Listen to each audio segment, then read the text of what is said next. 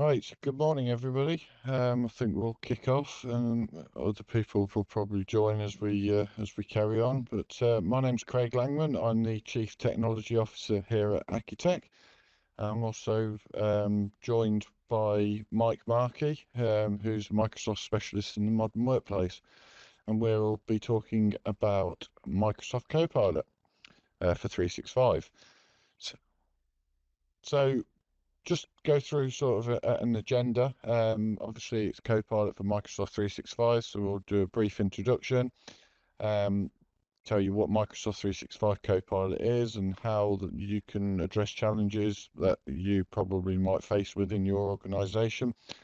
Um, we'll also talk a little bit about preparing your business and what you might need to do, um, how it all works from the inner workings perspective, and also its infusion with obviously the Microsoft 365 apps like Word, Excel, etc., etc. And then an introduction to Bing Chat Enterprise and generative AI features.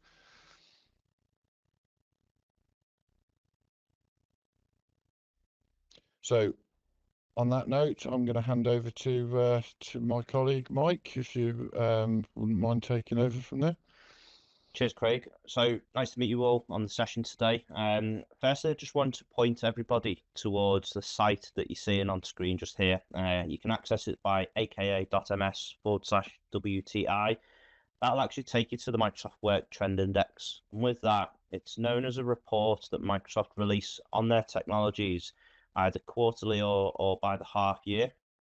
And the most recent one was done around Copilot, given the launch into enterprise agreement space last year, and then the kind of further engagement and announcements into the channel as of January 16th. 31,000 people were surveyed within the most recent one, so kind of the early adopters program, and that's across 31 countries.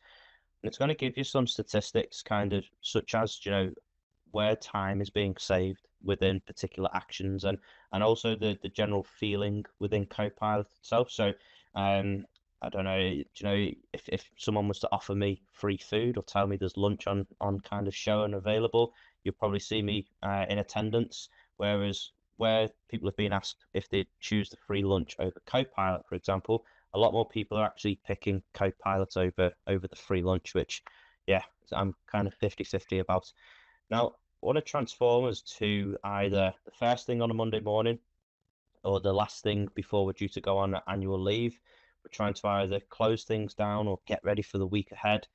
With that in mind, you might have back-to-back meetings, and some of those meetings might run over a little bit by 5 or 10 minutes.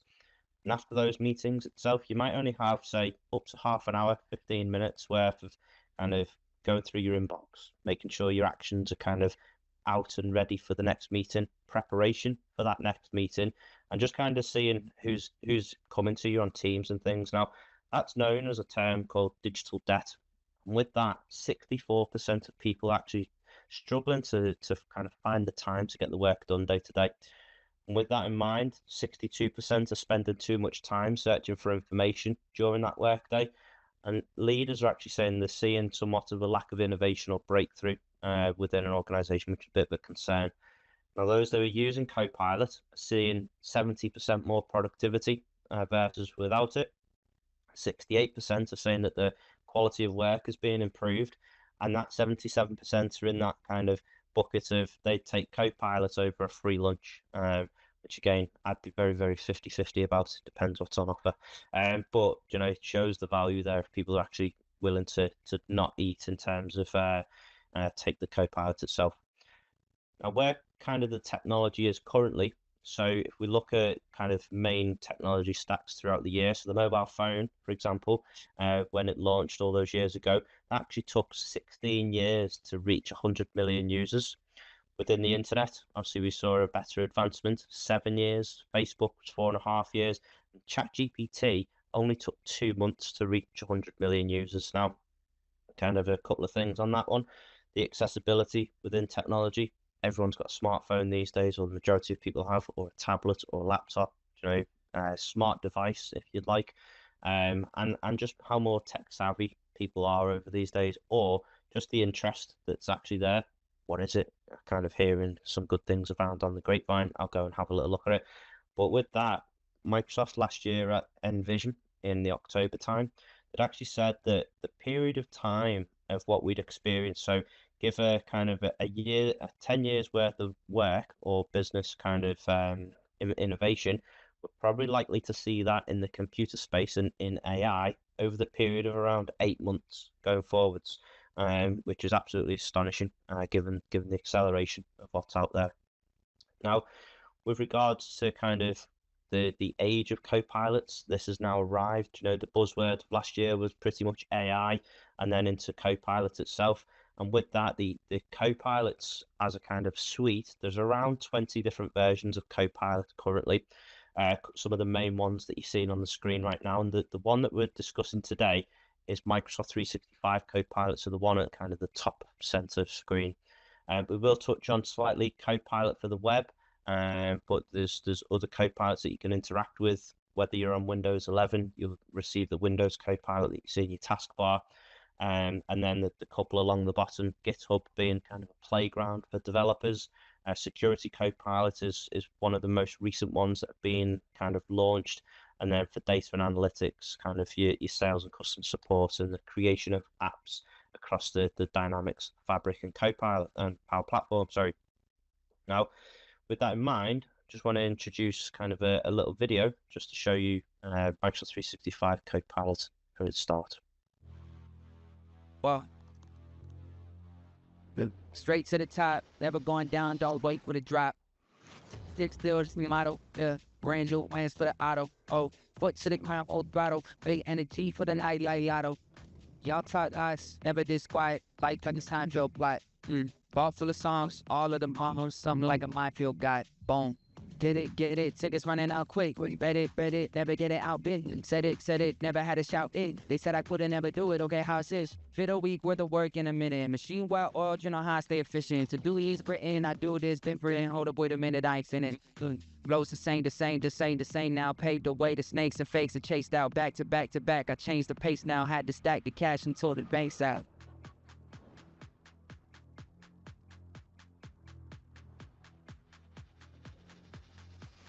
Straight to the top, never going down, don't wait for the drop. Well, I myself have used this product and I'm very, very excited to kind of, one, speak about it today, but also to hopefully educate some of you on the call today and kind of build up a bit of excitement for you to even want to go in and kind of experience it for yourselves. Now, with Copilot for Microsoft 365, it's built upon the natural language. And what does that mean? So with the natural language, there's the large language models which are kind of in place. If you're not aware of what a large language model is, that's your pre-trained data sets where the information is going to start to take from in terms of the prompts and the information kind of that you're looking to gather. There's also the Microsoft Graph. Now think of that as that's your tenant, your information. If you had a big kind of football field, you'd have 20-foot walls around that football field, so nothing could escape. So your data isn't going to be used anywhere in terms of training Microsoft 365 Copilot. It's embedded across your applications as well, which we'll see on the next slide. And it's also taking resource from the internet. The great thing I like about it is that it references from any kind of point where it's taken such information from. So it's very transparent in its approach.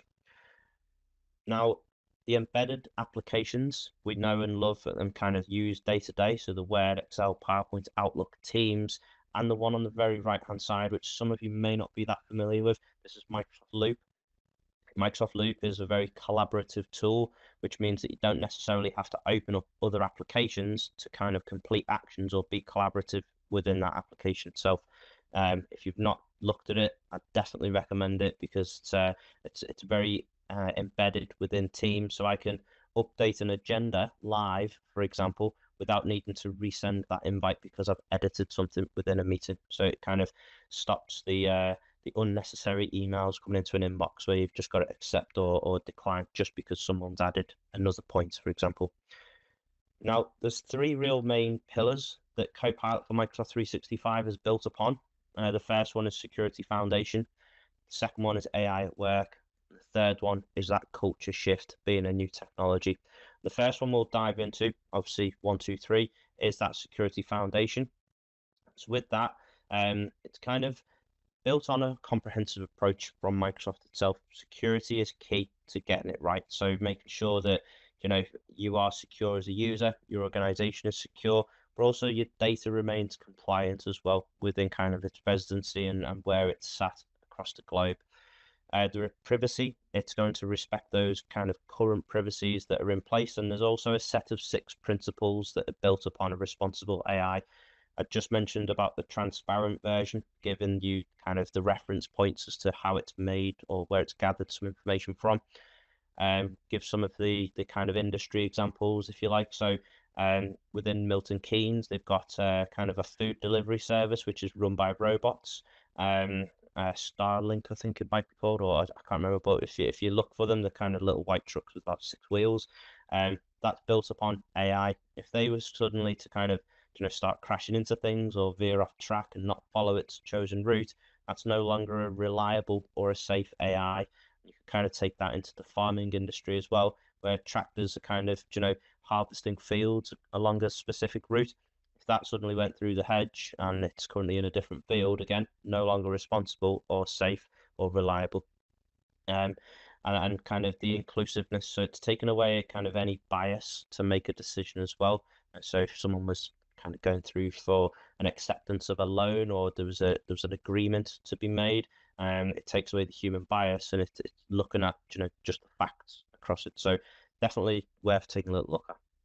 But in terms of its security approach, it's protecting your data through the large language models, so remaining secure and compliant, and also your data usage isn't being used to kind of train those large language models. I think there was a number that I'd seen kind of 3 weeks ago, I think it was, when I was sat with Craig and his colleagues, and that number was 176 trillion parameters of the latest large language model that the model's being trained upon, and Microsoft are committed to that responsible AI. Now, where your current Microsoft 365 policies and controls are there, Microsoft 365 Copilot is going to inherit those. So where some people are kind of assuming, it's going to start bringing up loads of different data across the organization, it's going to respect your current data access and permissions. So I'll give myself as the example. I don't have access to the HR records because I don't need them. That's not my job function. So I'm not suddenly going to start pinging through other people's addresses, payroll information, policy documents, that kind of thing, where they're being created until they're ready for me to kind of be viewed. The user tenant focus. So myself at Ingram Micro and Craig at Accutech, I can't suddenly start filtering and searching for information on Craig's tenant.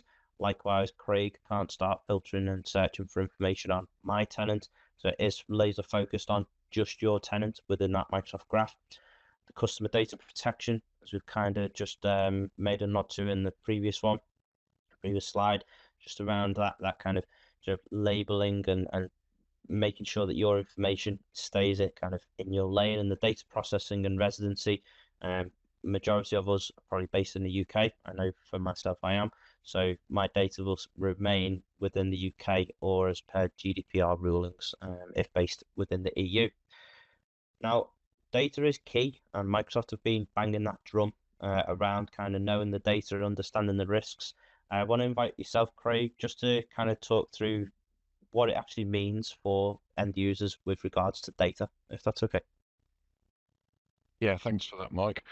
Yeah, so as we all know, yes, it's a license that Microsoft that you can obviously purchase through ourselves or other resellers of the product, and you can apply said license to the tenant. However, what we found is that a lot of people or a lot of organisations aren't so strict, should we say, when it comes down to security, that they might have just created the HR folder and everybody's got access to it because they've never really needed to set the permissions up. They've never really needed to start locking it down. And unfortunately, with just a Copilot license, it's going to search your entirety of the tenant, and it's going to show you exactly what it can see. So therefore, when you're asking the said questions, answers coming back from Copilot will give you the responses. So here at Accutech, we are obviously making sure that your data is compliant, that your permissions are correct, that you've got sensitivity labels in place, so you can actually tag a document to say this document is is sensitive, so therefore it may contain some personal identifiable information. It might contain credit card information. This information isn't to be sort of sent outside of the organization, or it might actually only be it's sensitive to the point where you can't share it amongst multiple people because only a couple of people should have access to it. So it's making sure that you've got sensitivity labels on, making sure that your data is protected from an information protection perspective, and also to make sure that you're constantly looking at the state of your tenants to make sure that, you know, as I said, people don't have the same access as other people, and that your data is actually secure within that tenant. Wrapping that all into utilizing Copilot, it's a journey, a journey that we can obviously help and support you along that way by making sure that we've got certain risks. And we do that by obviously running certain reports. Those reports will actually enable you to give a sort of an organizational risk. And then based upon that risk, let's say for an example, we run that risk identification and it comes back as a low risk. We will then say, right, okay, we're at a stage now we can roll out and enable Copilot. If it's a medium risk, we'll effectively do some implementation as far as the data security and parallel enable Copilot at the same time, but we'll just help and support you to just make a few tweaks. Obviously, if it's a high risk, that's more work that we need to do, working with yourselves and your organization to make sure that you get the best out of it. One of the things that Mike will also talk about is the fact that you have profiles within the business. So without stealing his thunder, you have profiles within the business, and it's a case of working with those profiles to make sure that you can get the best out of it, and then ultimately allowing us to keep a heartbeat effectively of, you know, are you using it, are you getting the best out of it, and working along that journey. Back over to you, Mike. Thanks, Craig. So with that in mind, obviously the journey is there and the license is key to making sure you are set up to kind of take on that license. Now, with regards to the licenses themselves, if we were to look at the small medium business licenses that are available for Copilot, there's two main ones that you'd look at, but one really that is kind of the hero product for Microsoft. So first one is Copilot Plus, obviously Microsoft 365 Business Standard. Yes, there are very, very limited controls in here, and I say very limited as in they are free. So it's the very, very basic of the basic multi-factor authentication and SharePoint controls in terms of auditing, okay, perspective. When you start looking at Business Premium, this is really the first kind of security product within their within the small medium business, but also their hero product. So yes, there's multi-factor authentication, but then you can start rolling out policies such as conditional access. Now, with myself, I'm field-based, so I would travel around from office space to office space, sometimes even into kind of the other office locations across, you know, different geographies, like France, Ireland, etc. If I take my device and suddenly my device logs into Ireland or France, I don't usually do business over there. It's very rare. So the policy might go, okay, this looks a bit risky. We'll ask you for, you know, another verification method, or it might even block me if it looks super risky, or it might ask me for a change of password based upon where I actually am. The sensitivity labels as well is really referring to, you know, if you've got public, confidential, or highly confidential information. Take back to the slide where Craig just mentioned about the data and knowing your risks.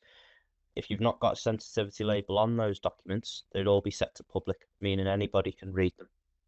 If it's confidential, it might remain within an organization, and highly confidential is kind of for those eyes only that you select itself. So if a piece of information was within an organization, and even if you've then put it as highly confidential, you can still kind of pick and choose who it is that you'd like to look at those.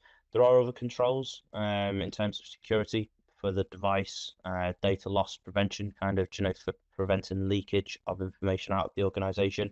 But in terms of security and compliance, these are probably some of the two key ones from a business premium perspective.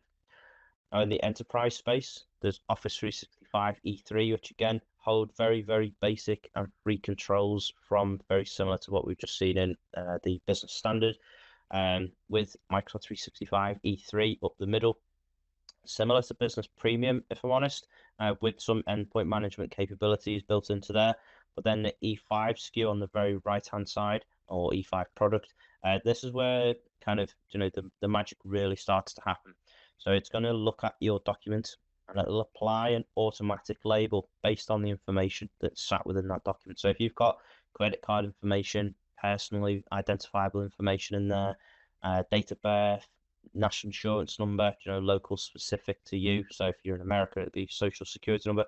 It's going to apply those labels automatically and say, no, this is confidential because we can see, the algorithms are showing us that this is this information. There are quite a number of controls with E5, which kind of help protect your organization and the users at work. So yeah, really the bells and whistles. And the key difference between these three versus the other two is the seat number. So with these, it's, there's no kind of upper limit to a number of products you can have, whereas the business standard and business premium are a maximum of 300.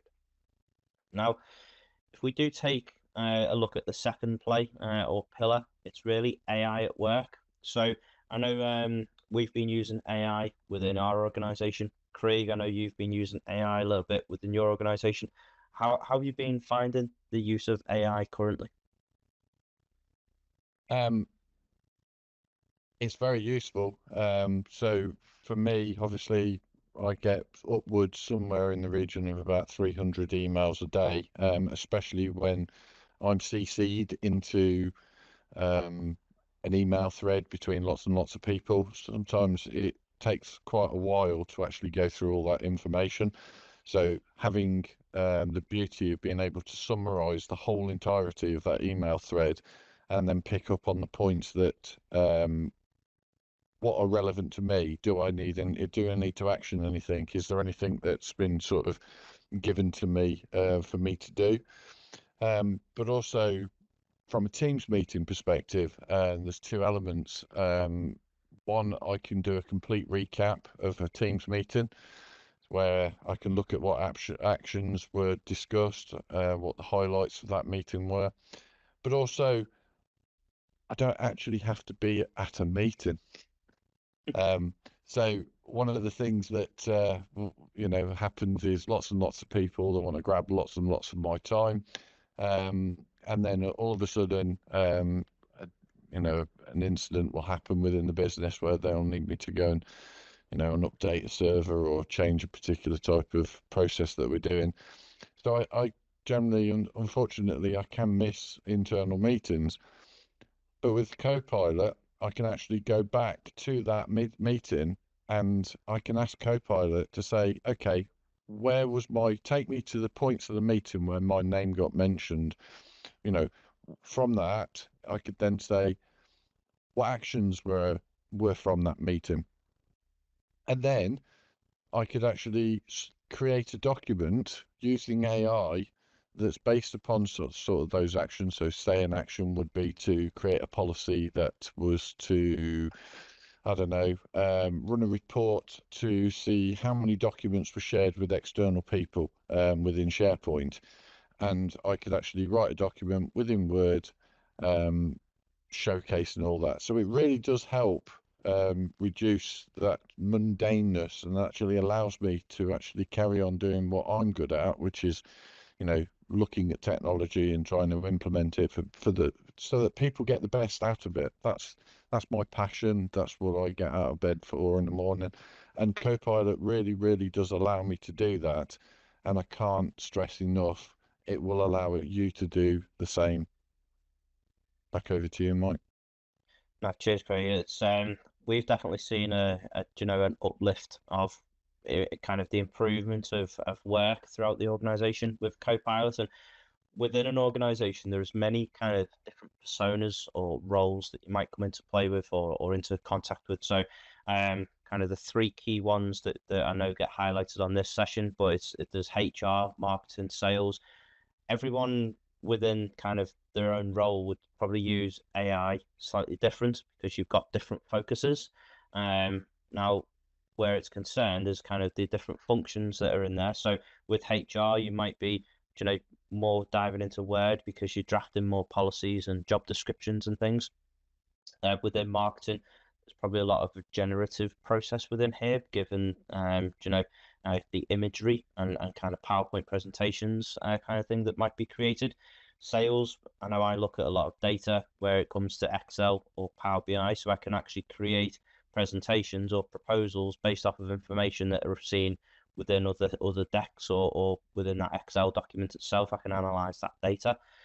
So it is, I can't shout about it enough, to be fair.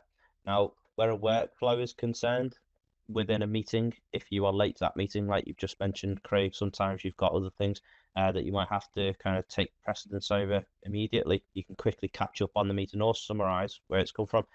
Where it's content creation, it's those first drafts. You might be staring at a blank page for quite a while. How do you get started? You can actually ask Copilot to support you in that. And the email processing, you can kind of quickly summarize those long email threads. Now, where the productivity does kind of sit, there's two elements to it. So the supercharging of the productivity and the amplifying of the creativity. The first one we'll look at is obviously supercharging productivity. So lightening of the load within Outlook. You can clear the inbox in minutes because it knows you as a user and your organization and the other users. It'll know who your relationships are there with, what's hot in the inbox kind of thing. What actions are needed to be taken more importantly than others. You can stay caught up in Teams and you can focus on what actually matters most. So there's two videos I'm going to show you around Outlook and Teams meetings. I'm first just going to check my sound, which it's still there. And we're going to show the example of what Craig's just mentioned, actually. Copilot in Outlook can help you prioritize your time and stay on top of meetings. Here you've been invited to a meeting that conflicts with the meeting you're planning to attend. Clearly, you can only attend one. From the meeting invite, you can choose to RSVP with follow. Switching over to your calendar, you can see that you're now following this meeting. Once the meeting starts on Teams, the organizer will receive a notification to record the meeting because someone is following it. Now, after the meeting is done and the recording is ready, Copilot will notify you that the meeting recap is ready for you to review. You can then ask Copilot some questions about the meeting, like, summarize this meeting, or are there any action items for me? That way you can stay on top of things as if you were present during the meeting.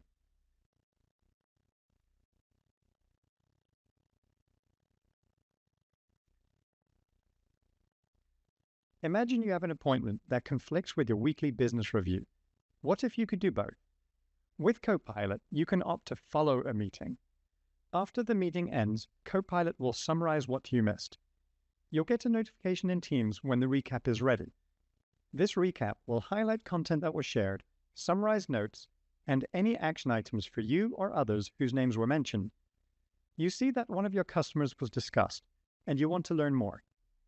You can ask Copilot clarifying questions, and it provides a detailed response. It can tell you why a certain decision was made, and gives you helpful context. You can even ask Copilot what other solutions were considered, and it provides citations from the transcript so you can see where Copilot drew these conclusions. It's a huge time saver. So that was pretty cool. But the real magic of Copilot happens during a live meeting. Let's say you're in a meeting with your team. You can ask Copilot to summarize the meeting so far. You can see how it summarizes who said what points were made, and it's really capturing the spirit of the discussion. And as the meeting progresses, you can check in on where people stand. You can even ask Copilot what questions are unresolved. It's just amazing to see this happen in real time during a meeting. And then if we look at the intelligent recap, so following a meeting, this is where it becomes really, really powerful and somewhat useful, because if there's one thing I really don't like doing that often, it's pulling all of the notes from a meeting to then send out kind of actions and follow up with a recap. Now, if you've recorded that meeting, this will already kind of, pull all of those notes together. I know, Craig, you've been using this feature quite a bit within Teams. Have you found it within when you've come to use it? Oh, it's game changing. Not only can you go straight to different parts of the meeting where certain keywords have been mentioned, you don't have to rewatch the whole Teams meeting, but also obviously the summarization of the meeting and what actions and key things that were taken from that meeting is absolutely brilliant. I did one from a lunch and learn last Friday, and I spent a lot of the time talking to a lot of the people here at Accutech, and then I literally did a recap at the end, thinking that I'd actually spent a lot of time waffling, but actually Copilot was able to summarize it in such a way that all the key points were highlighted, and I took that information and I sent it out to the team, and they all came back and said, "Oh, that's absolutely spot on." So I was able to get to the information I needed a hell of a lot quicker with the use of Copilot, and as I said, now I couldn't live without it. So you'd not be in the camp for a free lunch then? No. So what I do like about Copilot is the fact that where it's got the notes, and particularly within if you were to ask it something, it would take the tone of the voice and how something's being said as well.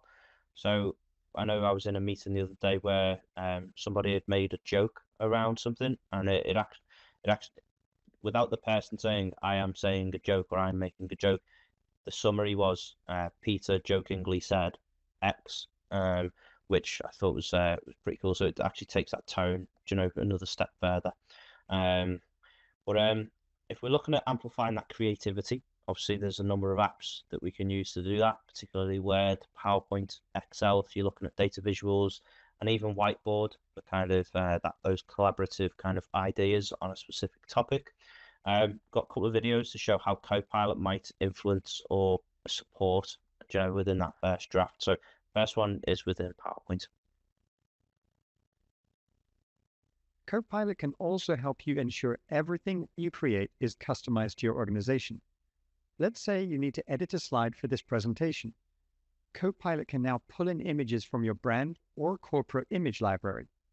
And soon, you can use DALL-E 3 to combine your corporate assets to fit your creative vision, so that great idea in your head comes to life in seconds. No photo shoot required. So you'll notice it mentions there around kind of your corporate branding or corporate image. One of the key things we do get asked quite often, if your organization has a branded template that you like to use, so I know we certainly do, Accutech also do, you can use Copilot to implement that branding template into there itself, which I think is pretty cool. If we look at Excel. Python in Excel brings the world of Excel and Python analytics together, and now Copilot is here to help you along the way. With the new PY function, you can use powerful Python libraries right within your Excel workbook to create compelling plots and visualizations, train machine learning models, and other advanced analytics. With Copilot, you don't need to be an expert. All you need are simple prompts. Want to estimate your future sales? Copilot can generate forecasts using one of the multiple Python libraries available through Python in Excel. You can then better understand and visualize the data by requesting a chart.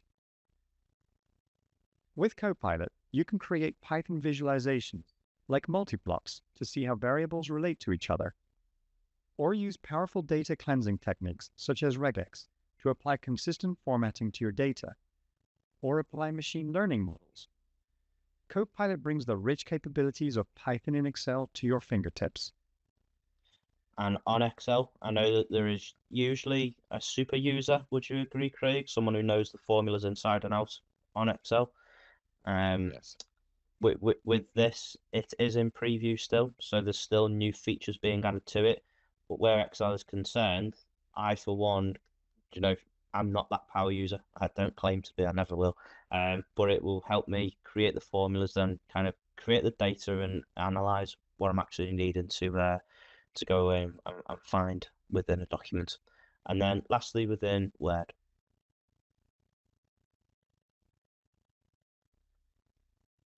When you've written a paragraph in shorthand, you can highlight it and click Rewrite. Copilot then offers several alternate options to choose from that are all written professionally, and it can translate wordy or complex paragraphs into digestible visualized tables. You can even use Copilot to add a column with extra data, which it can complete automatically. Copilot also makes you the expert on any document. Simply ask a question about the content, and Copilot will provide a concise response. And on the prompt there, so the who is our target audience, I think prompting is something that takes some time to get used to how they work. So give the example of if I'm emptying the dishwasher and I ask my 5-year-old daughter, can you please empty the dishwasher? If I left the room, it's very likely that I'd come back and the dishwasher is quite literally just emptied, whether it be on the floor, the worktop, wherever. If I'm saying to Copilot, or in this case, my 5-year-old daughter, if we were to empty the dishwasher, can we make sure that the cutlery is put within one of the drawers and the cups are within this cupboard, the plates are in here? It's a lot more direct within its prompt. And this it's more of a conversation that you'd probably have with an AI versus the general searches that you've made on the internet previously, or interacting with AI within your home, whether it be Alexa, change the channel to this radio station, or what's the weather today kind of thing. How have you found prompting within Copilot so far, Craig? I think to start with, it feels a little bit strange, but the more that you do, the more you realize that actually you're no longer using the same sort of language that you would effectively ask Google, find pictures of sunflowers.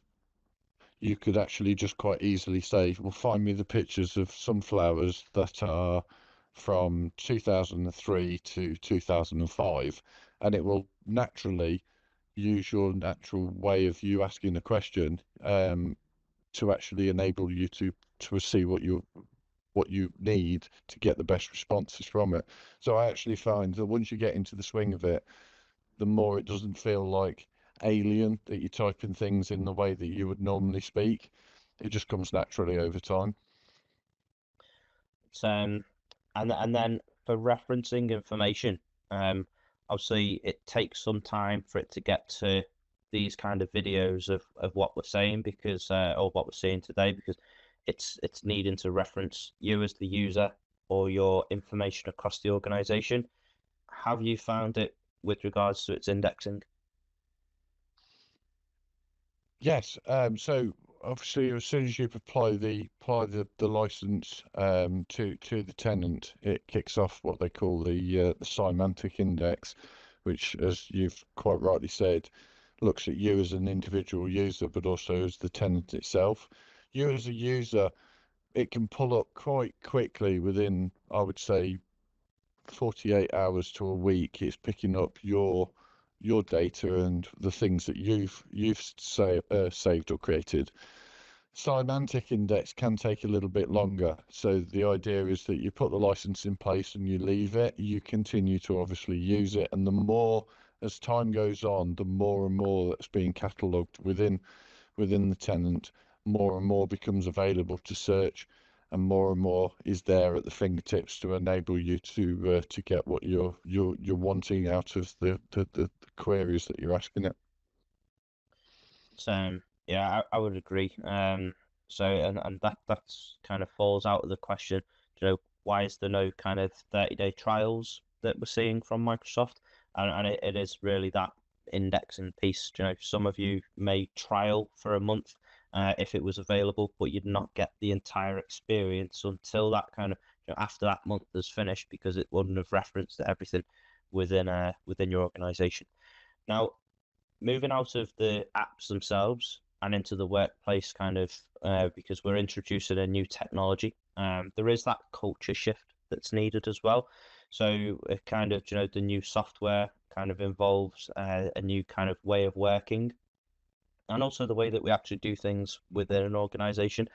I know ourselves at Ingram, we've implemented, AI models and different elements of software, and our culture has changed in the way that we have to use the new software until we can't find out what we need to do, and we revert back to the old, and then we feed it back, and we then can hopefully, involve it within the new elements of software. Have you seen a culture shift, Craig, with AI adoption at Accutech? Yes, and one of the big shifts that we're seeing as we're starting to sort of move towards this AI revolution is to effectively stop people from using ChatGPT. ChatGPT obviously came out first. It was given obviously free license reign. I would highly, from a security perspective and also from a data and compliance perspective, highly recommend people do not allow their employees to use ChatGPT that is freely available on the internet. And there's obviously a reason for that, and this becomes part of that culture shift. You can't control the data that is being fed to ChatGPT, and you certainly cannot control what ChatGPT is actually storing. However, you can with Copilot. So you're effectively bringing that generative AI that is the power of what you see in ChatGPT, you're bringing it in your own working environment. So that is quite powerful for especially people who are worried about intellectual property, and making sure that your data is not freely getting out onto the internet. You can 100% control that by putting the security and the data compliance in place that I mentioned earlier. Therefore, keeping it within your tenant and utilizing AI with Microsoft within that tenant and within your data. That is a culture shift. It isn't going to happen straight overnight, but allowing people to understand by aligning yourself with a strategic partner like ourselves enables us to take that journey and work together to actually say, yes, you can do this. Yes, you can't do that. However, working within those boundaries enables you to get the best out of it. It's obviously massive culture shift, and I think with that you're probably looking at implementing some way of new working policies potentially, and how you'd control the use of AI across the organization as well. Just something to possibly consider there. But a couple of common questions that we're hearing around AI and Copilot itself.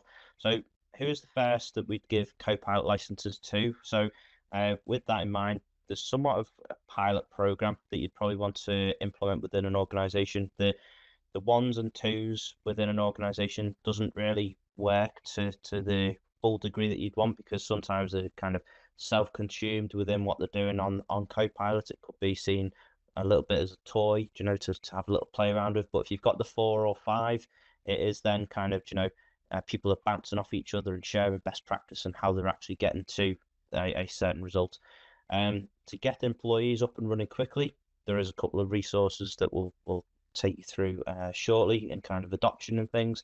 But the ways to measure impact, so there is actually a product out there called Microsoft Viva Insights, and there's a Copilot dashboard which is included within Viva Insights. So with that in mind, it's going to show you the total Copilot users across your company. So in this example, there's just under 2,500.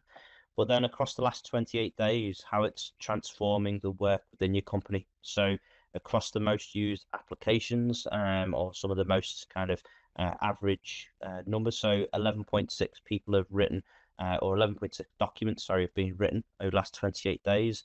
10.3 presentations have been created, 8 email drafts were generated, and 9 meetings were summarized, just to kind of throw it out there. And it's in plain sight. I think that's probably one of the best ways to really measure.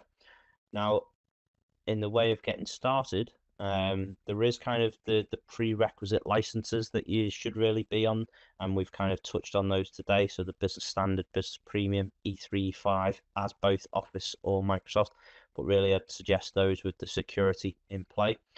If you've not used AI previously, I'd really start looking at leveraging some sort of AI across the business. There is the version of Copilot for the web, which is formerly known as Bing Chat Enterprise.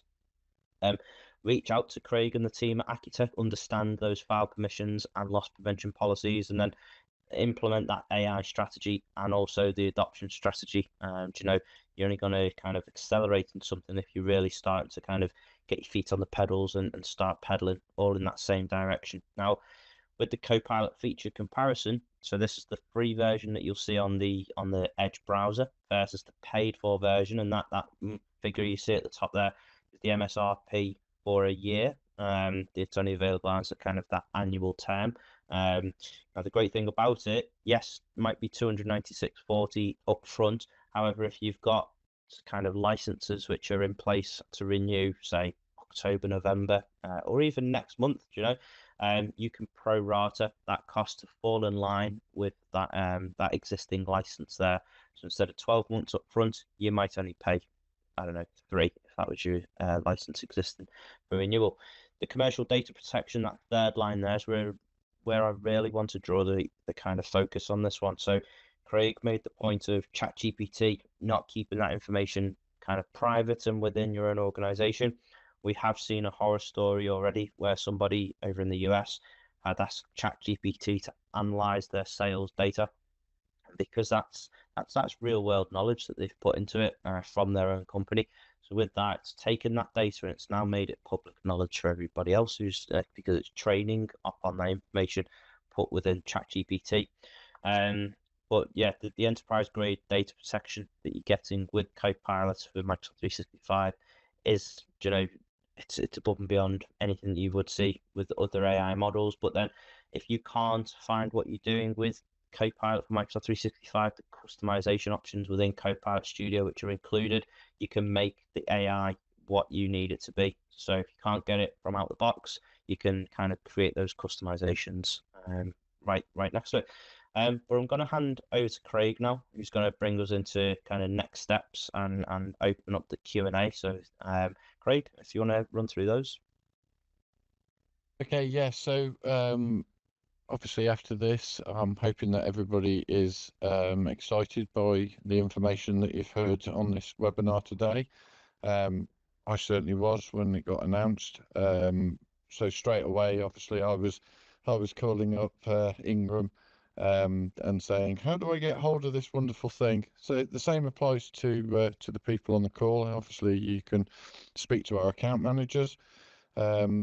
They're going to obviously be reaching out to you to touch base and find out how things have gone and how did you find this webinar. They're obviously also open to questions and answers, including myself. Obviously, contact sales for a follow-up meeting if it's required. We'll obviously get this webinar video distributed to all the delegates that have been on there today, and obviously copilot.microsoft.com is the link to the free version, which I would highly recommend people go and have a look, go and have a play, see what it is, and just obviously remember that until your Copilot license is in place, be very careful what information you do supply, and let us have the chance to be able to run a risk assessment on your tenant to actually see whether you are Copilot ready or not. Thanks, Mike. Thanks, Craig. So obviously we're gonna open up to Q&A now. So there is a Q&A button up at the top of the Teams session. So if there is kind of any questions that any of you might have around Copilot at all, myself and Craig will stick around for the next couple of minutes, and if there is any questions, we'll gladly take those. But thank you everyone for remaining with us on the session. Yeah, thank you very much, everyone.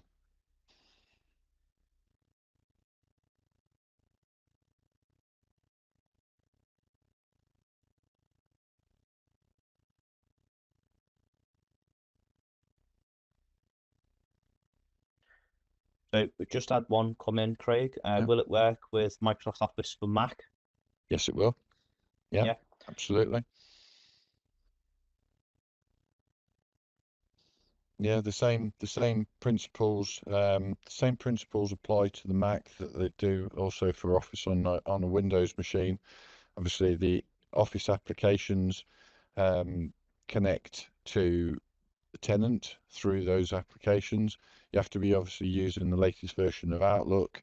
That you've got to toggle that switch that says to the new version of Outlook. But Word, Excel, PowerPoint, all those applications, as long as you're using what they call the current channel, which means they're getting regular updates, yes, it will absolutely work on the Mac. It works on Windows. There is no difference. I hope that answers the question. I would think it would. There's another question which is coming. So can we use Copilot and Word to help draft industry-specific technical reports based on evidence from our historic documents? Can you use Outlook and Words to help draft industries?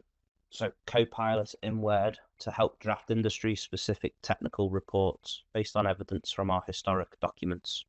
Yes, you can. Yeah. So Yes. I was going to add the semantic index. Once that's completed, to reference those historic documents, the more specific you are within that prompt to kind of kind of ask for the answer that you're trying to get on the screen, then that will pull through. Is there anything you'd add to that one, Craig? Yeah, I would say that would be spot on. The other thing that I've used it for is that we had 4 or 5 different iterations of a sort of an internet policy, and here at Architect at the time, HR was saying, which version is more up to date, and which version is more current, and I sort of said, give it here, let me have a look at it. So I effectively sort of said to Copilot, please compare these documents within my tenant, and give me any industry updates effectively that you would recommend that I would create one master document. And it was brilliant. Not only did it give me the comparisons and told me which bits had been added or not, it also said you really do need to be adding these sections within this policy. So I found it really, really useful.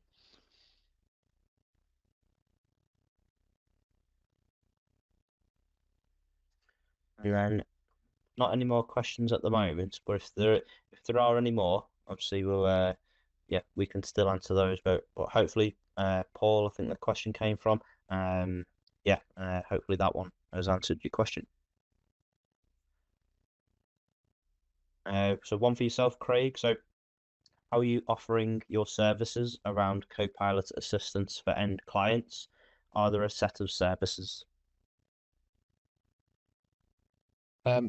Yes. So we are offering this on a professional services basis. So obviously, as I said before, yes, it's a license that we apply to your tenant, but it is more about the journey. So it's effectively, we would do a kick-off meeting initially to sort of gauge really what you want to get out of it.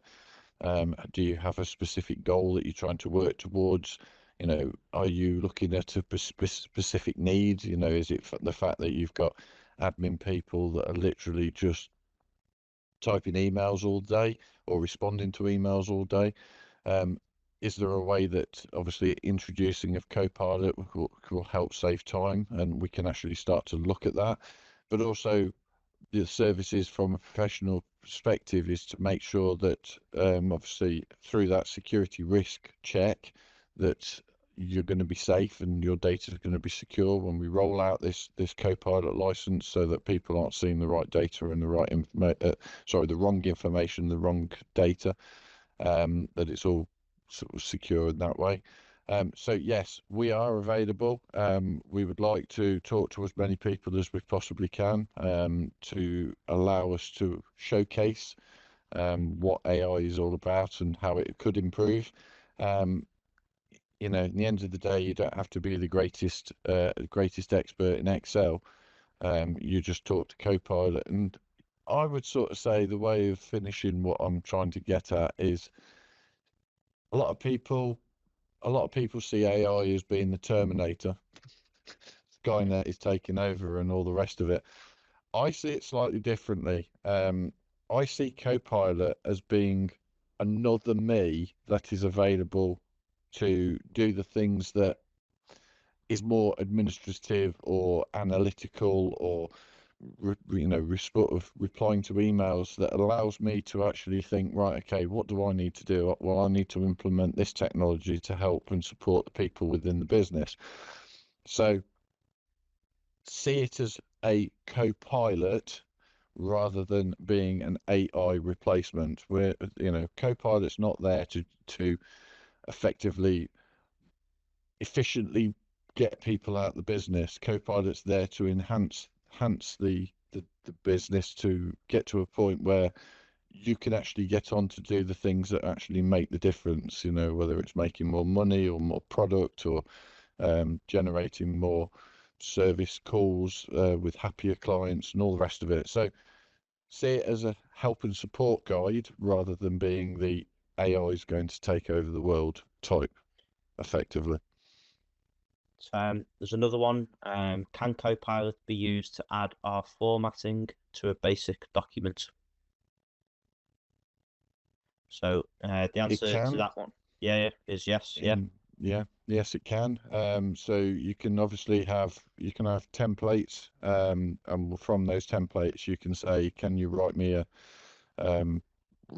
Word document, and it will use a template, and you use the fonts, and it will use the formatting that you've specified.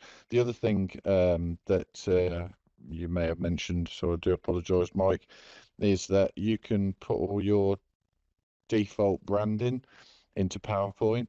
So when you're asking PowerPoint, can you create me a presentation on X, it will actually create that presentation, but it will use your branding to create that presentation, so you don't have to go and create all the branding templates beforehand, before you then move on to actually creating your presentation. It will create the presentation within your company branding.